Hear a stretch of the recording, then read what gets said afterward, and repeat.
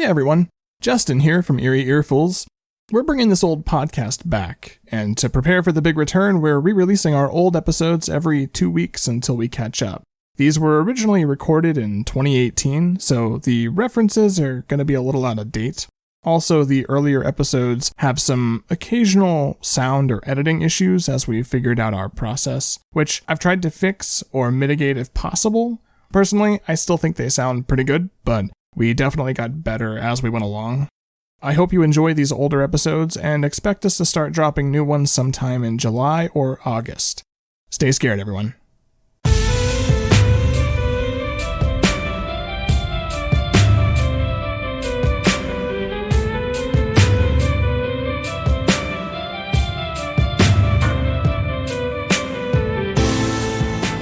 Hey everyone, welcome to Eerie Earfuls, the Sutter Kane Book Club. Every 2 weeks we choose a horror movie double feature to compare and contrast for your entertainment. Fair warning, there will be spoilers. I'm Justin. And I'm Brandon. Okay, well let's get to today's double feature. The person that picks the double feature rotates from episode to episode. This week was Brandon's pick, and he chose Urban Legend and Theater of Blood. Let's pop in the synopsis tapes.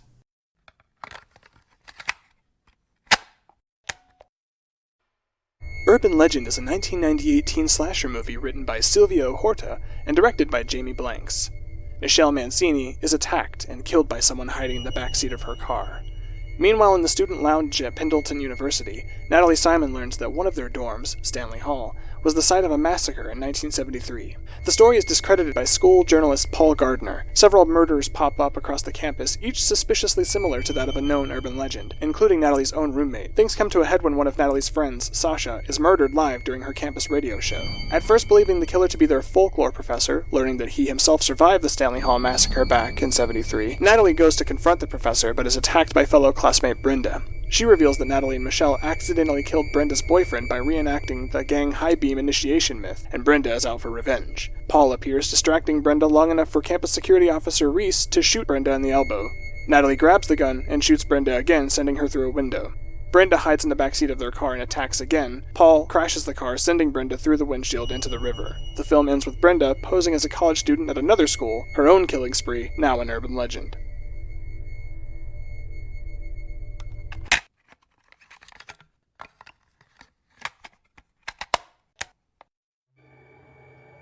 Theater of Blood is a 1973 mystery horror movie written by Anthony Greville Bell and directed by Douglas Hickox. After being denied a coveted award, Shakespearean actor Edward Lionheart leaps from a balcony into the Thames River. 2 years later, on the 15th of March, the critics who failed to acclaim his genius begin dying off one by one in a manner very similar to murder scenes from Shakespeare's plays. It's soon revealed that Lionheart and his daughter Edwina are committing these murders together. For the final critic, Lionheart holds a special reenactment of the awards ceremony, threatening to put out the critic's eyes with red-hot daggers, as with Gloucester in King Lear. The trap fails, however, as the police arrive. Lionheart sets fire to the theater, and in the confusion, Edwina is killed. Lionheart retreats, carrying her body to the roof and delivering Lear's final monologue before the roof caves in, sending him to his death. Okay, why did you pick these two movies? Well, I initially picked Urban Legend and Theater of Blood because I wanted to pair two slasher films that were based on revenge plots. So basically, someone is wronged by someone else, and then they take revenge based on some kind of source material. And I feel like these two, they work very well together in that aspect. And I think mostly because one does it extremely well, and the other does it kind of well. You're not a fan of Urban Legend, I take it. No, and so, I will say, the reason I was not a huge fan of Urban Legend was because all the reviews that I read of the movie claimed it was a satire slasher flick, which I do understand, because on the one hand, it is kind of pointing a mirror towards society, and it really makes you think about how often we do not question things like stories we hear or read, and this is especially prevalent now and relevant in today's times with social media and things like that. And because there's so many fake articles and unsighted sources that were actually created by someone else, it's a very interesting time to live in.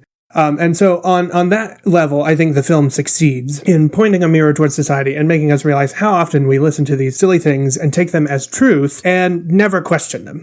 On the other hand, it said it was satire, and it's in the same vein as Scream, because, Scream really kicked off this teenage slasher film renaissance in the 90s. So clearly, it follows the same formula, almost exactly, with the same, stock characters and everything. But it, says it's satire of the slasher genre, but I don't think it is. It feels more like a parody. And I can't tell if it's an intentional parody to where the people are overacting or, whatever intentionally, or if they're just bad at acting and it's an unintentional parody. If you're talking about Rebecca Gayheart's performance, I will hear nothing bad about it. No, it was perfect. So that was actually one of my strong points, why I thought the two films worked so well together. Because in Theater of Blood, you have Vincent Price, who's doing an amazing performance. And in the other film, you have Rebecca Gayheart, who is also doing a phenomenal performance.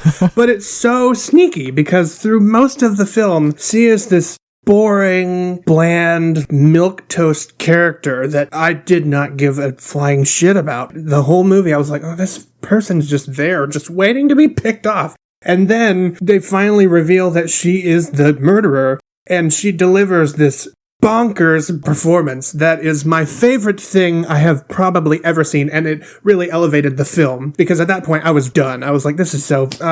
And then she delivered that performance, and I was like, that's fantastic. But it also kind of was cementing my point. I feel like this is parody. Personally, I really enjoy Urban Legend. It's not nearly as good as Scream, and you're right. It basically follows the Scream format exactly. It is beat for beat. Even the side characters like Gail Weathers. She's an annoying reporter always trying to get the scoop. And in this movie, that is Jared Leto's character. I don't know. Even in spite of that, I still really enjoy it. Part of it's probably nostalgia, because it was one of those movies that I watched growing up, because it came out in 1998. Mm-hmm. So I was 9 or 10 when it came out. So it was one of those movies that I grew up watching. I wanted to talk a little bit about urban legends, just because I got curious when I was watching it, especially because this came out in 1998. By the way, September, I think it's 25th, will be the 20-year anniversary of this movie coming out. So we are withering away into dust. So I did a little bit of research on some of these urban legends because I thought they were really interesting. So the first person that dies in the movie, it's a take on the person in the backseat urban legend.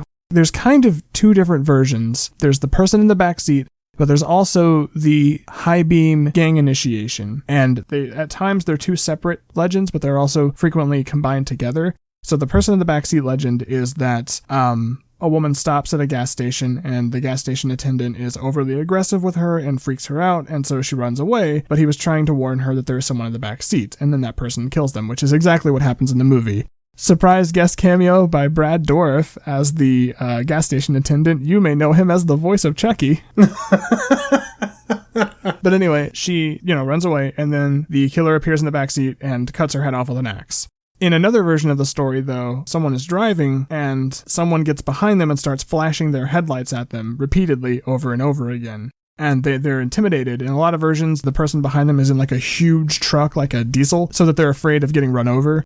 They eventually get home or get to a place where they're safe. They feel like they're safe, and they get out of the car and they run to someone for help. And when the person in the truck that's following them gets out, they say that they're flashing their lights because there is a killer in the backseat, and every time they turn the lights on, the person ducks down and hides. And then the sort of third version, where the high beam myth is its own myth, it's that if you see someone driving without their headlights and you flash your high beams at them to make them turn their lights on, then they'll get behind you and start driving to intimidate you and try to run you off the road. And it's supposed to be an initiation for being in a gang. The person in the backseat one is partially based in fact. There are reports even up to today of people occasionally finding someone hiding in their backseat, either from the law or someone who's trying to kill them. The earliest stories of this started in the 60s, which a thing that you'll notice as I talk about these is that a lot of them come from the 60s for some reason, the 60s or the 70s. There's actually one story in particular. In 1964, there was a criminal hiding in a backseat and made the mistake of hiding in the backseat of a police officer's car, and the detective turned around and shot him. The high beam thing, as I said, kind of merged with the person in the backseat story, but that seems to have come from the 80s, where supposedly Hell's Angels bikers were doing this as an initiation. They were driving with their headlights off, and when someone flashed their high beams, they were getting behind them and running them off the road. These rumors spread from 1984 until 1993, and in 1983 there was this frenzy that even got reported on by the national news that there was going to be a blood initiation weekend, and that it was going to happen in September, and then suddenly tons of gang members were just going to start attacking you on the road if you flashed your high beams at them, and it all built up to nothing. Nothing ever happened. But it started popping up again in the 2000s. Due to cell phones. So suddenly cell phones started becoming a thing, and then just like in the 90s, it was a thing because of email, and you would forward this on to people so they knew. Oh, God, in the 2000s, it was because of cell phones. It came up again, and people were forwarding these text messages on to each other to let everyone know, by the way, oh my gosh, there's a blood initiation weekend.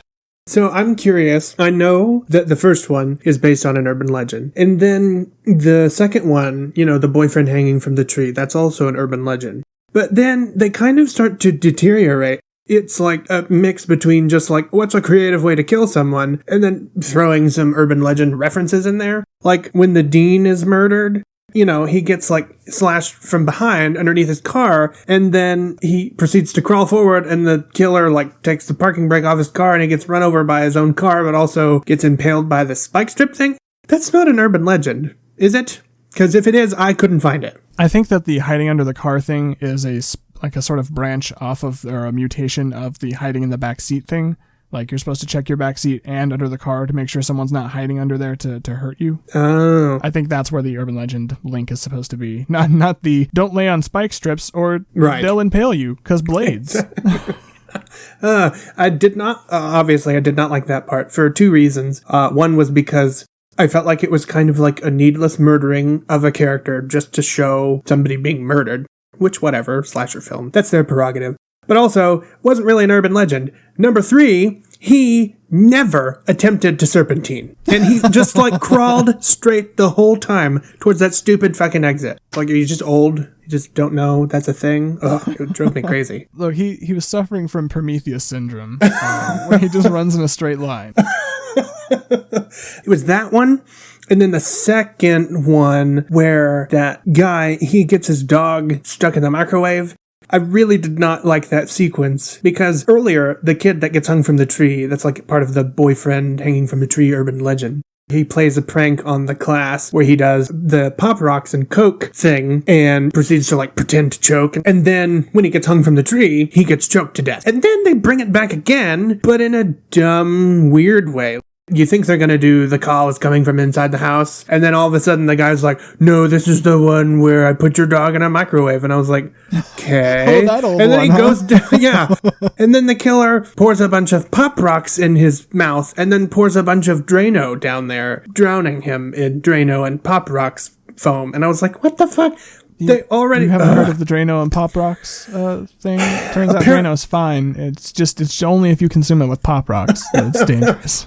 I felt like that was very lazy. It was what can we do? What if we do the Pop Rocks thing again? Except it's not really blowing up his stomach or anything. He's just drowning in Drano. Yeah, it's funny. That myth started in the 70s because that's when the candy was introduced. And they've apparently been fighting this rumor, this urban legend, since Pop Rocks came out. Because they came out in the 70s. The rumor got started because parents were afraid that kids would choke. But the way the candy crackled, they were afraid that it would cause kids to choke on the candy. And even though Pop Rocks had done tons of research, and they were if you inhale it, they'll choke, but it's not that's not swelling up in their mouth or anything. They're safe to eat. The rumor kept spreading until the 80s. In the 80s, Pop Rocks disappeared. And people were like, yep, see, they took them off the shelves because they were dangerous. Because if you ate them and drank soda, then you would die. And turns out they were bought by a different company and marketed as action candy. So they didn't disappear, they just got rebranded. But people took that as to be proof that they were dangerous, and so they had to be taken off the shelves. Which... they're back now. Right. Although the rumor still happens, because I don't know if you remember when we were growing up, where I think it was Baskin Robbins was doing this Pop Rocks ice cream with a float. Yeah. A woman sued them because she said that her daughter got sick from it. I wanted to mention the murder of Sasha, Tara Reid's character, on the radio, because I agree with you. It feels like their urban legend tie breaks down pretty quickly. They hit the main ones, and then they're like, anyway, this guy got Drano and Pop Rocks. That's kind of like soda and Pop Rocks, right? I don't know that it's based on an urban legend. Like, I couldn't find anything about a woman being murdered live on the radio. But it did make me think about this thing that we studied in college called the Bystander Syndrome or something like that. The idea is that everyone will assume someone else is doing something, and so no one will help in certain situations. And the specific case they cited was 1964. There was a woman, 28-year-old woman named Kitty Genovese, and she was raped and stabbed to death in front of her apartment complex. And apparently the attack lasted for 30 minutes, and several dozen people knew it was happening. They could hear it, but nobody reported it because they assumed someone else had already called the cops. Wow. So that one kind of, not really an urban legend so much as seemed to be kind of inspired by truth. I wanted to look up some urban legends from our generation that are more relevant. All of these are things that people still believe. And some of these I remember reading about when I was a kid in the 90s. Supposedly, Lavender Town's music, I don't know if you remember Lavender Town from the game. Which game? Pokemon. No, I mean which version? Red and Blue. Whenever you go to Lavender Town, the music is like... Oh my god, yes. So the music supposedly was changed because the original music was such a high frequency that it was causing Japanese kids to commit suicide. Are you serious? I mean, that's the urban legend? Okay. Yeah, that's the urban legend. I'm falling prey to my own thing that I talked about. Oh my god. So, and I looked it up, and apparently there's like, people are still posting supposedly original versions of the music on YouTube, but there's no record that the music was ever changed. It's the same music. But then there's two more. These next two are specifically called Creepypasta, and I don't know if you know what those are. Yes, the website. Because that's where they're originated from, right? The website, yeah, Creepypasta. Well, so Creepypasta is a pun on copypasta, and right. Copypasta, it was just like a form of memeing where you just took text and copied and pasted it over and over again, and then eventually you took pictures and just copied and pasted it over and over again, and then eventually they called these Creepypasta because they were stories that you copied and pasted over and over again that were spooky, and the idea was to like sort of disseminate them among the internet and make them memes. Mm-hmm. So the Slenderman is the most obvious one. There was a documentary that came out last year on HBO, Beware the Slenderman, about two girls that took their third friend into the woods and stabbed her to death, claiming that Slenderman told them to. That documentary is extremely good, but dark as fuck. Yeah, I would imagine. Have you heard anything about Slenderman? Oh, yeah. It was such a thing when I was in college, when I was doing my bachelor's degree stuff, which was like 2010 to 2014. It was such a phenomenon that I remember people like watching these videos on YouTube and stuff that was supposedly claiming to have proof of capturing Slenderman on camera, and people talked about it. I didn't realize at the time that was like an urban legend with a legitimate source. Specifically, like there's a legitimate source out there that proves that it was made up, but people are taking it to be true. Anyway, it's very fascinating, but I didn't realize that it had a legitimate source until when I was in graduate school. Yeah, I think they actually interview in that documentary the guy who created Slenderman, or at least they name drop him. If they don't interview him, then they talk about the person who actually came up with Slenderman. There's a movie coming out about Slenderman this year. Yeah, like a fictionalized movie. Like they had the documentary on HBO, and now there's going to be like a fictionalized movie, which looks pretty good. And then the last one was called Herobrine. It's from Minecraft. I've never played Minecraft. I don't get Minecraft, but it's because I'm old, and I accept that. But I feel the same way. So Minecraft is a game, for those that may not know. It's like someone took an old 8-bit or 16-bit Nintendo game and then made it 3D. So it's blocky, but it's in 3 dimensions. Supposedly, there is a character or a player named Herobrine who is a human entity with skin similar to another character's, a character named Steve. I don't know what that means, but Steve, so like green shirt and blue pants, I guess. I guess he's like the mascot. But instead of looking just like Steve, this character has white eyes. A lot of the legends say that depending on what render speed you put your game on, depends on how much loads in the distance, and what you don't see is, I guess, in like a fog. Mm-hmm. And this person said that they saw someone standing in the distance, which didn't make sense because they had started a single-player version of the game, so there shouldn't be any other players in there. And then when they turned their render speed up, the person disappeared. And it's also supposedly Notch, the person who created Minecraft. It's their brother who died, and this is like they're still playing. It's also supposedly caused from a virus from like an early version of the game, from like an alpha or beta version that has never been removed. This has been sort of spurned on by the fact that version 1.9 on, every time they post an update to Minecraft, they post that they have removed the Herobrine bug, but Herobrine keeps appearing. Interesting. That is a modern day urban legend, and people got into serious fights whenever I Googled it. I guess that's kind of the way they do in the urban legend film, too. I mean, not like super serious fights, but man, they have some serious discussions about whether stuff is real or not. Which I didn't really care about in the movie, but still, it does happen. There is always at least one person that questions the legitimacy of it. Everybody else is like, no. I guess it's because they don't want their good time to be spoiled, because there's kind of a certain thrill you get from telling those kinds of stories and eliciting those reactions from people. Those Debbie Downers are kind of spoiling the mood. Yeah, there's something fun about it. It's sort of like, ooh, spooky stories, web ghosts. Creepypastas are sort of interesting to me because they so obviously have a source, generally. Right. Like, you can go to the website and say, this person wrote it. So I don't understand how they're disseminating among people and people are believing them. Versus, like, in the 60s and 70s, the internet didn't exist. So, like, if someone told you, oh, I knew someone who was a babysitter, and turns out someone broke into the house and they were calling them from upstairs and messing with the children, right. like, you're just going by what other people have told you. Exactly. And when enough people tell you this, it sounds true. Yeah, I mean, that kind of happens now, too. I listened to an episode of Planet Money a while back.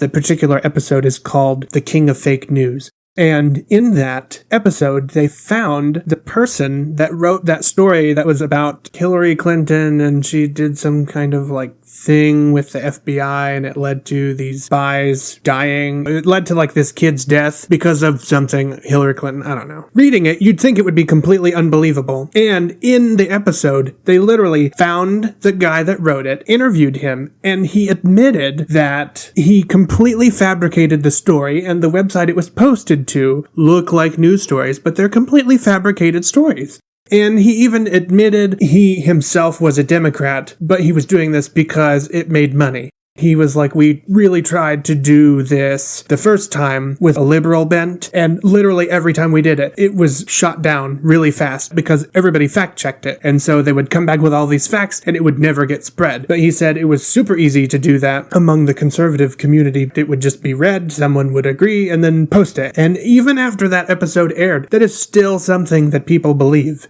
What's interesting to me is that this is different than urban legends in the past. Urban legends in the past were like serial killers, people preying on kids at Lover's Lane, spooky things like, this is a ghost, this is a haunted video game, this is like, if you look in the mirror and say Bloody Mary, then she gets you, boo. But like, this is more like presenting conspiracy theories. By the way, before we go too deep into discussing Theater of Blood much and like tying it into urban legend, I want to bring up one thing that kind of bothered me about Theater of Blood, as fantastic as it is. They built up Edward Lionheart committing suicide. Like, he's dead. He can't be the killer, even though they never found a body. And he just jumped into the river. Like, it's not like he jumped onto the pavement. He just jumped into the river. He did jump a long way into the Thames River, though. Now, granted, he did a very good dive technique where he was like head first, so He, like, swan dived off the building. You know, yeah, exactly. But from that height, hitting water, it's like hitting concrete because of the surface tensions. I understand them believing he's dead. My question is, after he comes back and they're like, oh, this is clearly Lionheart, he's killing people based on his former Shakespeare tour in order, and it's specifically people who talked badly about him. And then they go, no, but he's dead. But is he? Like, you didn't find a body. Evidence seemed to suggest otherwise. Right, yeah, because they kind of accuse his daughter first. But that's what I want to bring up. They show her as being really good at makeup. They show specifically at points that she works on a movie set and she's doing movie makeup. So I was waiting for the reveal to be that she is some sort of like master of disguise and that she is Edward Lionheart, that she's been dressing up as him and murdering people. Like, that's what I was waiting on, is for her to like pull off a Vincent Price mask and be like, haha, it was me the whole time. But she didn't. It just turns out he's still alive and just a petty bitch. It was crazy. Personally, I think that makes it way better. The petty bitch level in that movie is fantastic. So what I'd like to do is I'm going to go through and just sort of like list off how people died in Theater of Blood, because I went through and I talked about the urban legends that Rebecca Gayhart's character, I think her name's Natalie, used. I don't know. that her character used to kill people in the movie. And it's interesting the way this movie sometimes pairs up with urban legend surprisingly well, to the point where I would almost ask if they like had this movie in mind whenever they wrote it. So the first person dies, hacked to death on the Ides of March, which is a reference to Julius Caesar. Oh, yes. The second person is impaled by a spear and then dragged behind a horse, which is a death from Troilus and Cressida. The third person is decapitated in his sleep, and then his wife wakes up and finds him that way, which is a reference to a death from Cymbeline, which I've never seen and had never heard of. But then, just like in urban legend, some of the deaths start to fall apart. Like, some of the things that he does to kill people are not deaths from Shakespeare plays. In the same way that Rebecca Gayheart's character just starts sort of fudging urban legends. Like, I mean, Soda and Pop Rocks won't actually kill someone, but Drano and Pop Rocks will, so let's do that. One of the people that he kills is a reference to the Merchant of Venice. It's a conversation between Shylock and, I can't remember the other character's name. And Shylock is demanding for a pound of flesh. In this movie, instead of the girl talking them out of it, he just cuts the guy's heart out to get a pound of flesh. And one of the characters even says, "It's Lionheart, all right. Only he would have had the temerity to rewrite Shakespeare." The next person is drowned in a vat of wine from Richard III. Then there's a weird moment where Vincent Price pretends to be a duelist, and one of the critics, I believe his name was Devlin. Yes. And they fence, and that's from Romeo and Juliet, the famous dueling scene is between Mercutio and whoever the other one is. So that's where I got confused, because one, Romeo and Juliet has two duel scenes. There's the duel between Tybalt and Mercutio, because in that one, Tybalt kills Mercutio because Romeo intervenes. And then there's a duel scene between Romeo and Tybalt where Romeo kills Tybalt. Which I guess would make sense thematically, because Romeo is specifically fighting Tybalt out of like vengeance because Tybalt killed Mercutio, and Lionheart is also out for revenge. Except there's a much more theatrical and interesting duel that he should have been recreating, which would be Hamlet, where they fight with poisoned swords. Oh, yeah. And when he stuck him in the face, I was like, oh, so that's it. Like, it's the poisoned sword one. And then he specifically says, "You're familiar with Romeo and Juliet." And I was like, why? Why this one and not Hamlet?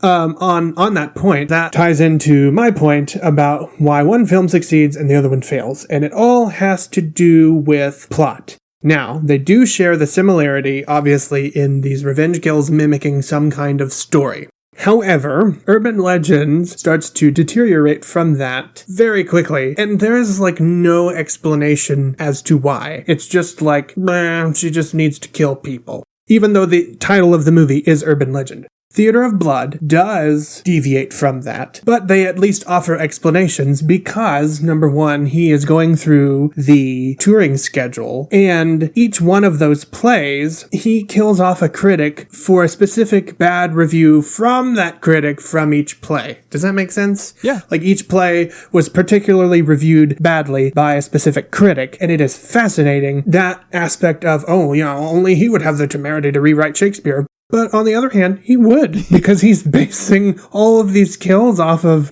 famous Shakespeare plays. And so I felt like that aspect of it was plotted. It was built into the plot. Like, they didn't just get lazy and went like, But at least the kills are cool. They are cool, but they're also built into the plot as to why they are deviating from the original source material, why they're going in a specific order, why the critics are dying in a specific order. Not to mention... another point is, in Urban Legend, to me, it didn't make sense because on one hand, it feels like a parody of Scream, but on the other hand, it also feels like a parody of I Know What You Did Last Summer, even though all of the victims, only 2 of which did anything wrong to this girl, and all of the other ones are just supposed to, torture the main character. And I felt like that wasn't a viable plot device because she doesn't seem particularly affected by their death because she's not particularly close to them. She's just affected because, 1, she was in close proximity to them, and 2, they died. So there's a killer on the loose. But other than that, she has almost no emotional connection to them other than the fact that they are in college together.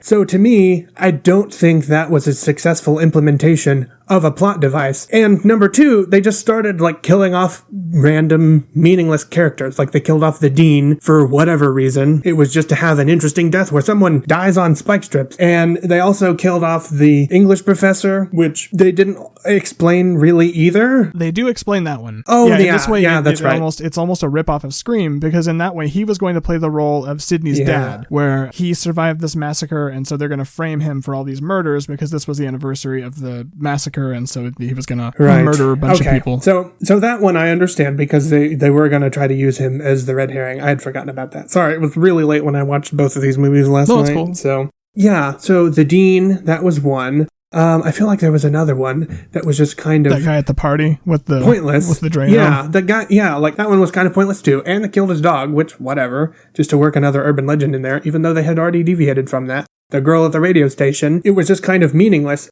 And then the plot kind of starts to fall apart. By the time you get to the end of the plot in Urban Legend, things start to happen that don't really make sense and can't really be explained. Because all these people get picked off, and then some of their bodies they don't find. She puts them in the old dorm building, which still hasn't been torn down 20 years later, expecting for that other girl to take refuge in that building at some point. There's no guarantee that that girl would find her way back to that building. She just kind of ends up stumbling across it, and once she sees her out the window, she starts screaming to lure the girl inside. The ending plot is kind of a mess. And another thing that I wrote was like, how do all these people have the same fucking parka? Like, this is in the Northeast. It's not like in Canada. How do all these people have the same parka?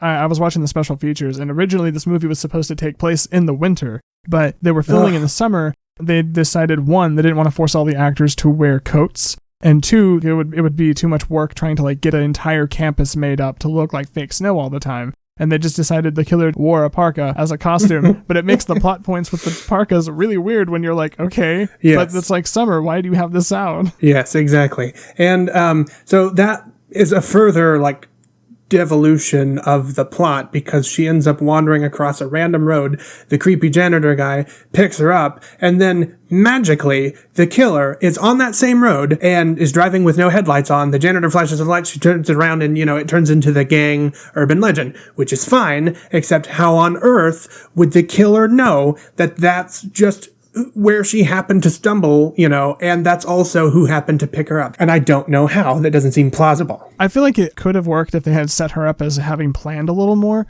because they do that, which actually brings me to the next death in Theater of Blood. They do that in Theater of Blood. One of the murders is a reference to Othello. He poses as a masseuse and is giving the wife of one of the critics a massage, but he also called the critic and told him, by the way, she's sleeping around. So when he came home, he heard moans from a massage and thought, that harlot, and then he runs in there and strangles her to death like an Othello, which on the one hand shows a lot of foresight because he had been going there for weeks. This wasn't like a surprise. She knew who this guy was. Right. She recognized him. She knew him. She called him by a particular name that he had given her. She knew this was her masseuse. He had been coming there for weeks. On the other hand, how he could have possibly known that this guy was going to strangle her? Get mad? Maybe. Beat her? Maybe. But go so far as to actually strangle her to death, even after realizing, because he kicks the door open, there's a moment where he has to see her and go, this is a massage, not sex. I think he calls her a slut or something. Like, why would he keep doing that? The next death is Electrocuted by Hair Rollers, which is where the theme sort of falls apart a little bit at times, because this was a reference to Henry VI, Part 1, and they burned a witch at the stake, and so by burn at the stake, I guess he took electricity to be like that. Well, yeah, electricity does burn you, so it is at least a more modern take on that. Yeah. So. But, like, some of the other ones had been archaic, so it's weird that he decided to update that one, but then, like, dress in full medieval costume and stab that guy with a ridiculously ornate spear. Right. Well, that was fantastic. This next one ties into urban legend again. One of the critics, his name is Meridew, he is extremely attached to his poodles. He has 2 of them, as a reference to one of the deaths in Titus Andronicus. The queen, at some point, someone kidnaps her children and kills them and bakes them into pies and then feeds them to her and then reveals to her like halfway through the pie, oh, by the way, them's your kids. That's a kid pie. And then she's like, ah. And they do the same thing. So he kidnaps that guy's dogs and he kills them and he bakes them into pies. And then there's this weird sequence where they're doing like a spoof of a show called This Is Your Dish. And I was like, is this a thing? Because the guy seemed to act like he knew what this was. He was like, oh, this is your dish. Great. I've always wanted to be on this. So I Googled it. This is not a show. But there is a show similar called This Is Your Life, which was an American show that got taken to England, and they basically just ambush famous celebrities, and I don't entirely read them stuff about their life, but I guess it's like to show appreciation to them. But yeah, so like, and I actually watched part of an old episode where they like ambushed this woman on the side of the road, and it seemed like it was set up very similarly, where this guy was like, the host was like, all right, and we're waiting here, just any time now, we should see actress blah blah blah, and then she gets out of the car, and then she's like, oh my gosh, and they're like, so-and-so, this is your life. So I guess this is a parody to that. Point being, they cook his dogs in a pie, and then they feed him the pie, and then later he's like, "Where's my dogs?" And then they're like, "They're in the pie." And then there's this great moment where he pulls one of the, like, fancy domes off of a dish, and the pie has the two poodles' heads sitting on top. Yes. He, like, uses a funnel and just starts force-feeding the guy the pie until he chokes to death, which ties into one of the deaths from Urban Legend. The guy who died from Drano and Coke has his dog microwaved, and he goes over and is like, "Oh my god, my dog!" And then he runs upstairs, and then they put a funnel in his mouth, and they force-feed him Pop Rocks and Drano. The deaths somehow, like, line up in an interesting way of execution. And then the last death it's Lionheart's death is a reference to King Lear, the last lines that he speaks. His daughter winds up playing the role of, I think it's Claudia. They even exchange the, like, dying sequence, which is funny because she gets hit over the head by an award by one of the homeless people that's been helping him throughout the movie. And they recite Lear back and forth to each other, and then she just instantly dies at the moment that she's supposed to die in the script. And I was like, she seems fine. Oh, she's dead. Okay. And then he carries her up to the roof, and then he's standing up there reciting King Lear, and then he dies at the moment that King Lear is supposed to die. Yes. They are so good, attention to detail about hiding these things and then exploiting them later. He really gets at most of the critics' vices and then exploits them before their death and finds interesting ways to, like, tie, you know, like the guy that loves wine and they always talk about, and they make that point at least a few times before he actually dies in a bucket of wine. And, you know, the guy whose birthday was the 15th of March, but he also owned, like, an abandoned building, and so it was very interesting how they exploited that, because it makes it seem like he's got to run out squatters kind of frequently, you know, like, oh, they're squatting again. That's true. And they didn't do a good job with tying the deaths in Urban Legend to, like, characters' vices. No. Like, if they were doing that, it would have made sense for that one guy's character with the blonde hair, when he does the fake out with the Pop Rocks and soda. It would have made more sense for him to die that way, because he's the one that did the joke. But instead, he weirdly plays the role of the boyfriend in the hanged boyfriend myth, which those two characters were not dating. He was trying to, like, make a pass at her and be really gross, and she was having none of it. So it's really weird that they chose that instead of, say, Paul, the journalist, being the one who would die that way. Yeah, that was one of the things that I thought how they paired or contrasted well, was because they're based on, like, a similar premise, but the execution of which and the attention to detail in Theater of Blood is so much so that every time they deviate from something, there is at least, you know, an explanation, a plausible explanation for why that might be. The only one that I don't think is very good is the female critic. And literally it was just like, well, ladies get their hair done.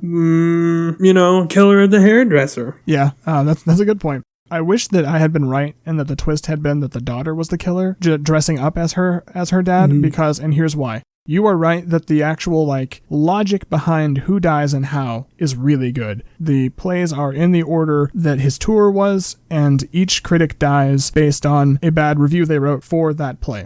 But the actual motivation for murder is spiderweb thin, because his entire motivation is, I didn't win an award. That's it. And the critics were mean to me, but, like, welcome to show business. That's versus true. Rebecca Gayheart's character, her actual execution isn't good because she just kind of kills random people because she only has grievances with 2 people. But her actual motivation makes more sense because her boyfriend was killed by the main character and the girl from the beginning of the movie running him off the road. Her motivation makes more sense, but her execution is wacky, whereas his motivation is nonsense, but his execution makes sense logically, like this is why he made these decisions. Although I will say that was a point in the movie, especially for Urban Legend, where my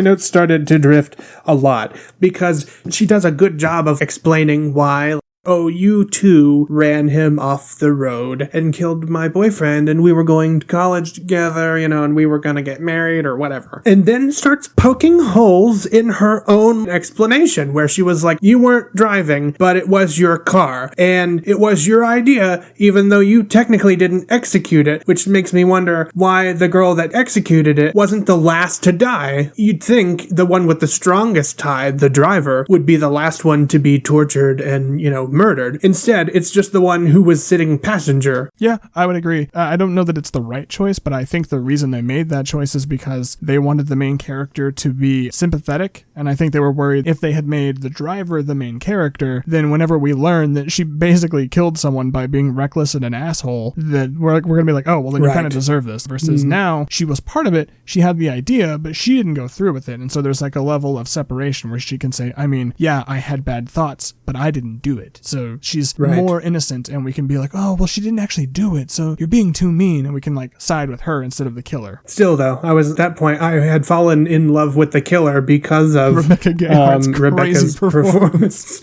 But then she started poking holes in her own like explanation, and I was like, stop that, you're over explaining, just cut her kidney out and leave. And then I didn't understand, it was one of those kills, she strangles the roommate, and the main character walks in and thinks she's having sex, so she's like, oh, sorry, and doesn't turn on the lights, and then puts her headphones on and goes to bed while her roommate is strangled by the killer. Since she's only after two people, she technically could have just offed her right there, and instead chose to play mind games. In the movie's defense, Lionheart did the same thing. Like, he could have killed Devlin right there when he was doing the Romeo and Juliet thing, and he says specifically, I'm not going to kill you now because I want you to suffer. Other deaths, yes, I can see being not tied to her because, like, who cares? Like, the guy who died from the pop rocks, I don't see how that has any connection to her really at all. But the death of her roommate is in her room, so that would freak me the fuck out too. If I was just like, oh yeah, I didn't turn on my lights because I thought my roommate was having sex. Turns out she was being murdered and I could have stopped her. That is actually a good one.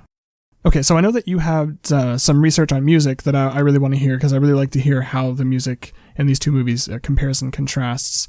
But one of the things I wanted to talk about really quick is the genre of both of these movies, because they're both sort of slashers and they're both responses to genre trends. Urban Legend is a response to Scream. Scream came out in 1995, I believe, and Urban Legend was one of the first ones to sort of capitalize on the market at the time with that. Slashers had kind of gone out of style for a while. Every now and then one would come out, but nothing had really been done with those. And then Scream came out, and it was very meta. It had a mystery element to it that a lot of slashers didn't, because a lot of slashers, it was just like, there is a killer.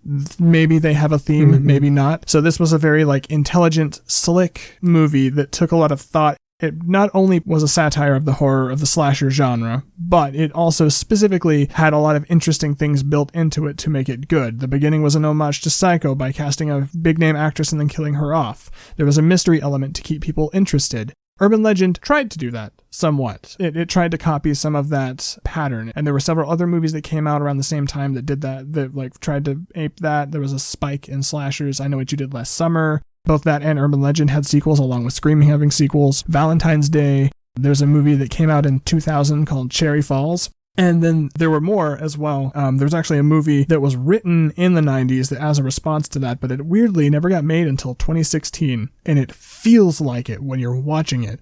And that's a movie that's on Netflix now called Most Likely to Die. Turns out it was written in the 90s as a response to Scream, one of those that was supposed to capitalize on that movement, but just never got made. And it just kind of kept kicking around until it finally got made in 2016. And it's nuts to watch because it feels like a movie from the 90s. Theater of Blood is also a response. Vincent Price was in two movies the previous year. He was in The Abominable Dr. Phibes, which was a 1971 British horror comedy directed by Robert Fust? I don't know. And it was about Anton Phibes, who blamed the medical team that attended to his wife for her death 4 years prior, and so he set out to exact vengeance on each one of them with the 10 plagues of Egypt from the Old Testament. And then he starred in the sequel that came out the very next year, Dr. Phibes Rises Again. So when he starred in 1973 in Theater of Blood, and it's being almost the exact same setup, but with a weaker motivation, it's believed that this movie was a parody of those two. This was sort of like a spoof on those previous two movies, both of which also starred Vincent Price.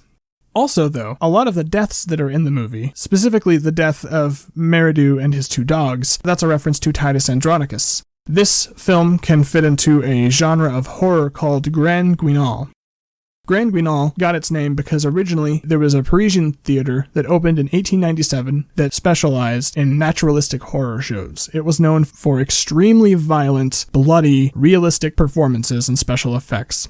Rarely supernatural stories. These were basically the torture porn of the 1800s and 1900s. They, like, not even kidding. Here are some examples. One is called The Hallucination Laboratory by André Delorde, and it's when a doctor finds his wife's lover in his operating room, he performs a graphic brain surgery, rendering the adulterer a hallucinating semi-zombie. Now insane, the lover/patient hammers a chisel into the doctor's brain. There's another one called The Kiss in the Night by Maurice Level. A young woman visits the man whose face she horribly disfigured with acid, where he obtains revenge. He basically locks her in a room and rapes her and murders her. These were so graphic at the time that people would pass out and vomit from how graphic this stuff was on stage. So they would frequently stagger the schedule, a horror play and then a comedy play to keep the environment sort of light. And this thing was popular for years. It closed during World War II because the reality of stuff was so much worse than the stuff they were putting on in the plays that people stopped going because they were just I can see that in the newsreels. Which is interesting since in the 2000s we had a torture porn spike that seems to have been in response to the Iraq War and all the horrors that we were dealing with then. But the reason I bring that up is because Titus Andronicus was used and in the genre of Grand Guignol because of its graphic, horrific deaths. It's originally it was meant to be naturalistic, but its performances were very heightened and melodramatic compared to the way things are acted today. And so Vincent Price plays it really theatrical and melodramatic and lots of scenery chewing, which ties into urban legend because even though it's not as graphic as that, Rebecca Gayhart's performance feels exactly like that. It feels like this big portrayal where she gets to just go nuts and do whatever she wants to sell her crazy. I'm very interested to hear what you have to say about music.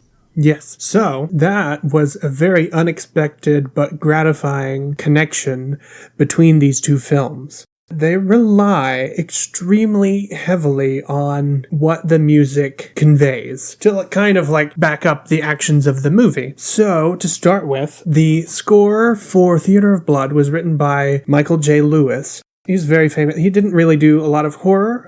He was kind of hesitant to do the score for Theater of Blood at first until they repitched it to him. Because initially, when they first pitched it, they said it was going to be a horror movie. And he was thinking of those Hammer movies with Christopher Lee. And so he was like, no, I don't want to do that. Then they repitched it and said, well, we've got Vincent Price, and it's going to be more like a black comedy with some Shakespearean elements, and then he was on board. And also the relationship between the director and the composer. The director basically just said, go nuts, write what you want, and as long as we've got music to put to the film, we love it.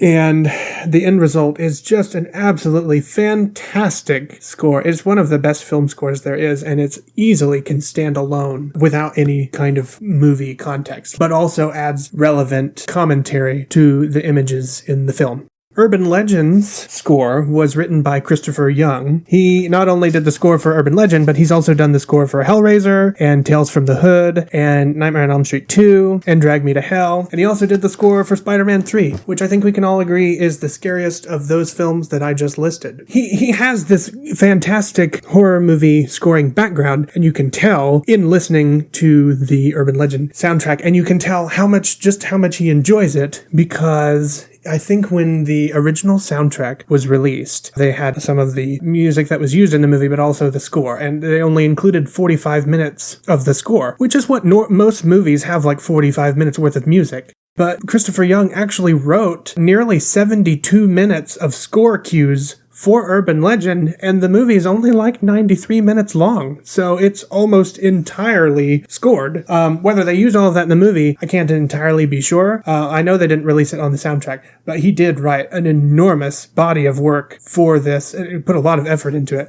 The other thing that relates them is the passion. Both of these film scores rely heavily on passion. The film score for Theater of Blood, really this is almost written in the view of Lionheart because it showcases his passion for Shakespeare during some of these great monologues, and it showcases his playfulness during the sequence where they're removing that critic's head, and he's carefully draining the blood and making sure they're knocked out and carefully sawing off the head, and the music that accompanies that scene is very lighthearted, but there's also a sprinkling of sentimentality in there, which on the one hand makes the scene hilarious. It turns a potentially grotesque scene absolutely hilarious, but also adds a twinge of sentimentality to the point where you realize that in a very sadistic way, he's taking great care in, and great pride in what he's currently doing, just to fuck with these people. So that, in that aspect, it's fascinating. And the the Edwina's theme is absolutely gorgeous, and it really showcases Lionheart. If you're viewing this in the view of Lionheart, then it really showcases his passion for his daughter and his love for his daughter, because that is absolutely beautiful.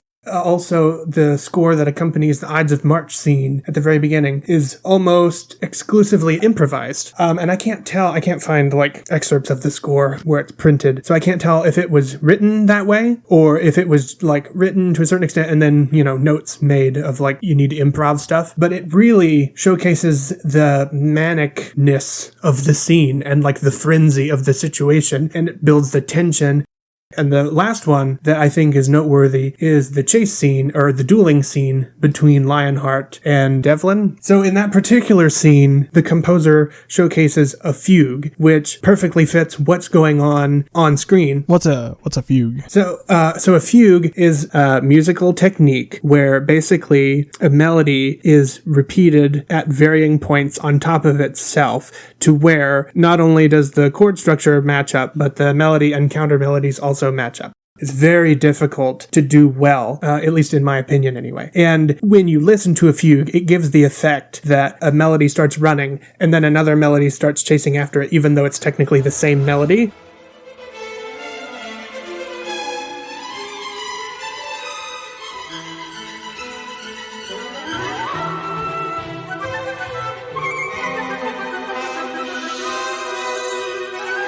So when you listen to a fugue, there is the subject, which is the main melody, and then there's the answer, which is basically just a repeat of the main melody when the main melody diverts into a counter melody.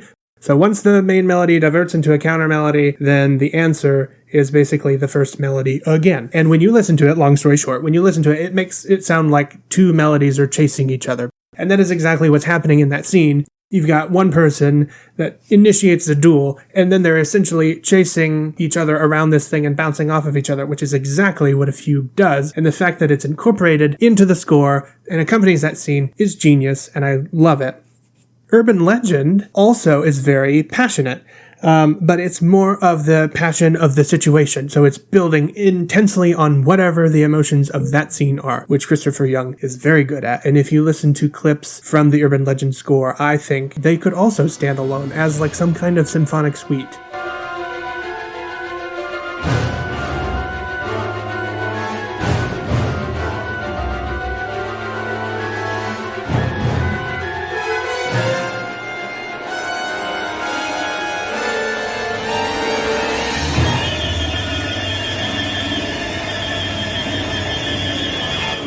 It would be a very intense and crazy symphonic suite, but there have been more, crazier, more intense symphonic suites that were not accompanied, by movies. So anyway, what's interesting is all of the commentary on what's going on the screen in Theater of Blood is built into the score.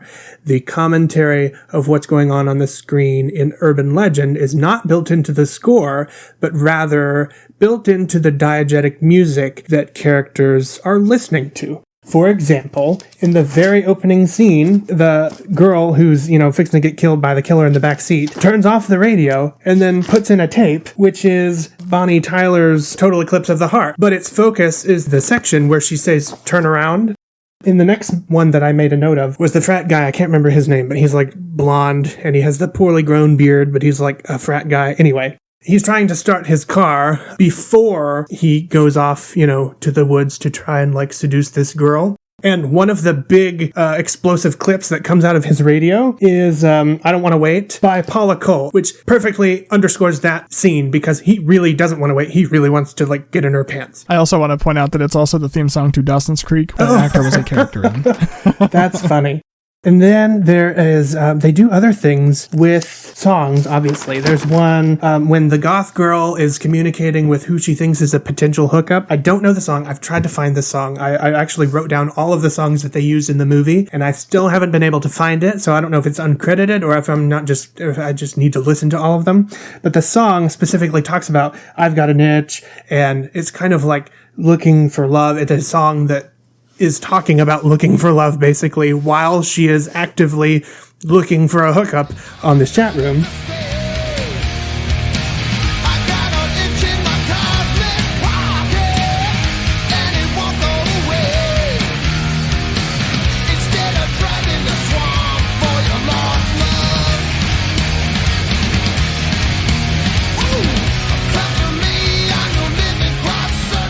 And then there's another one. They play the song Zoot Suit Riot at the party, and that's really interesting because the party is paying homage to this massacre that happened, and the song Zoot Suit Riot is in reference to the actual Zoot Suit riots of 1943, where a lot of minorities that were wearing zoot suits, which were considered unpatriotic because there was fabric rationing and zoot suits required a lot of fabric to make, and they were more popular among minorities. So they were perceived as unpatriotic, and so U.S. soldiers and police officers, they basically had like free reign to beat these people up, and it was a big series of assaults that took place over 1943. And that song, in a way, is kind of paying homage to the Zoot Suit riots because it talks about partying, but also, you know, they're gonna like come and get you and beat you up, so might as well party. So it's interesting how those two work on that level. The last one that I could think of that was really interesting is technically not a song, but it is listed at the very end of the movie as a song selection. And it's listed in the credits as The End of Sugar Man from Coffee. And when I saw that, I was like, what the fuck is that? So if you've watched the movie, then you know that the character Reese, who's played by Loretta Devine, is basically the only campus security guard. And she really loves blaxploitation films because they dedicate this whole section to her love of blaxploitation films. And what is so fascinating is the particular clip that they show is from a movie called Coffee. And Coffee came out, I think, in like 73 or 74, and is about a nurse named Coffee, who is avenging her sister's drug-related death due to these, like, pimps and gang members and drug dealers. So it's another level of a revenge tale within a revenge tale that we're comparing revenge tales. It's the care that was taken to not only score the movie, but also having the diegetic music directly reflect what's going on with the characters and with the action. And then things like that, where, you know, she loves blaxploitation films, and it's a blaxploitation film about revenge. And also towards the end, she gets kind of her little, you know, moment where she kind of gets to live her blaxploitation film dream, where she like knocks in and shoots the girl in the elbow. And is, you know, that particular scene I love, and she's really awesome. And then she does not get her due justice because that's another plot hole that I couldn't think of earlier. They leave her there, and they specifically say in the car, she'll be okay. The paramedics are on the way. And when they said that, I was like, fucking white people. Like, she literally came in, saved your ass, and then they were like, well, the paramedics are on their way, and we gotta go. So, bye. Oh. So the care that was taken in not only planning the score accompaniment, but like the sound bites and the music. I guess that's the music planning or music editing or something like that. In both films is absolutely incredible. The level of detail that they put into doing that is incredible. And I think it's worth noting, and it was a pleasant surprise in discovering when watching the two films. Okay, I think that just about does it. Thank you very much for being here today. Yep, thank you. You can follow us on Twitter at Eerie_Earfuls, email us at eerie.earfuls@gmail.com, visit us on the web at eerieearfuls, all one word, .wordpress.com. We're also available on iTunes. If you find us out there, leave us a review and tell us what you think. We're always looking for feedback. Our theme song is Baba Yaga by Kevin MacLeod. Our synopsis music is Anxiety and Night of Chaos, also by Kevin MacLeod. Find more music at incompetech.com. Thank you for listening, and stay scared, everyone.